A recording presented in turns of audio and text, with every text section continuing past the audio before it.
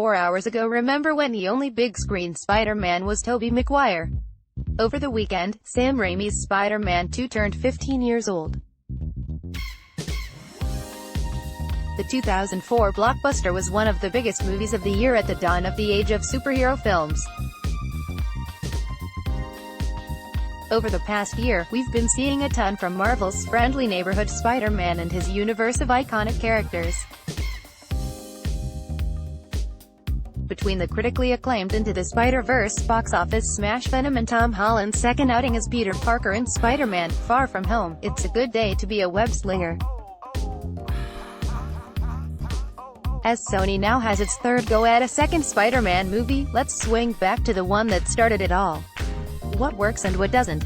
Works: Alfred Molina as Otto Octavius Doc Ock, the most memorable and highly praised element of Spider-Man 2 that still works just as well today is Alfred Molina's take on Doc Ock. He brought this unique combination of emotion and terror to this Spider-Man villain that contends with the rogues gallery of Marvel Comics adapted to screen. The movie places a great focus on his origin, as his characters experiment on AI. Tentacle Arms is miscalculated at a presentation in front of his investor, such as James Franco's Harry Osborn, killing his loving wife and blasting the inhibitor chip connected to his nervous system. Sam Raimi's horror touch comes in handy in many of his sequences, and also works. The director makes robotic arms look menacing, especially in the scene when they attack the doctors attempting to remove them from Dr. Otto's body. When Otto comes to his senses at the end to stop his havoc on the city Spider-Man is trying to stop, it brings a rare touching moment for a comic book villain. Doesn't work. Does Peter Parker need to be Spider-Man? The main plotline in Spider-Man 2 revolves around Peter Parker's struggle with balancing being Spider-Man and the other aspects of his life, including his love for Kirsten Dunst's Mary Jane, attending his college classes, and keeping his job as a freelance photographer at the Daily Bugle, and delivering pizzas. As his struggles pile up, he loses his powers, even going to a doctor to ask him about a friend's dream about being Spider-Man and not being able to climb walls anymore to get some sort of cure. The doctor has a heart-to-heart with him, saying maybe he doesn't need to be Spider-Man. Now even Far From Home deals with Parker's desires to be normal, but Spider-Man 2's approach is just far-fetched for the character. We sympathize with his balancing act, but the way the script decides to handle him giving up his suit is pure nonsense.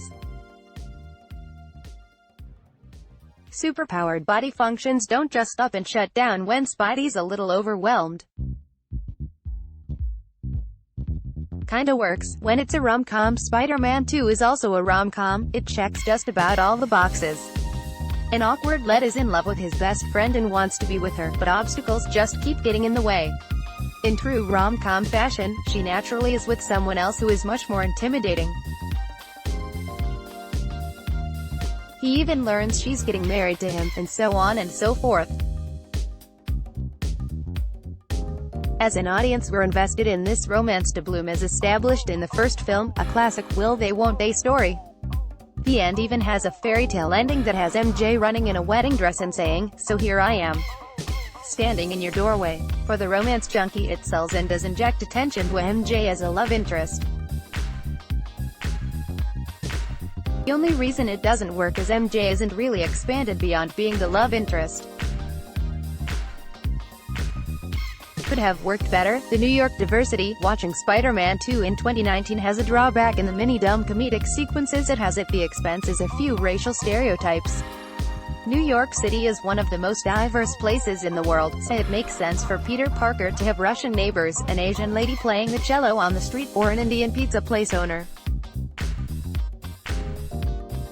Now, however, they don't hold up as well, given the cast is primarily white and the minorities included are offset by jokes about them on screen. All of these characters are projected as annoying elements of Peter Parker's daily life. There's not a likable non-white character in the film, unless you want to count the Russian daughter's creepy play at Peter by offering him milk and cookies. It's the opposite of John Watts' Spider-Man and the MCU's focus on diversity.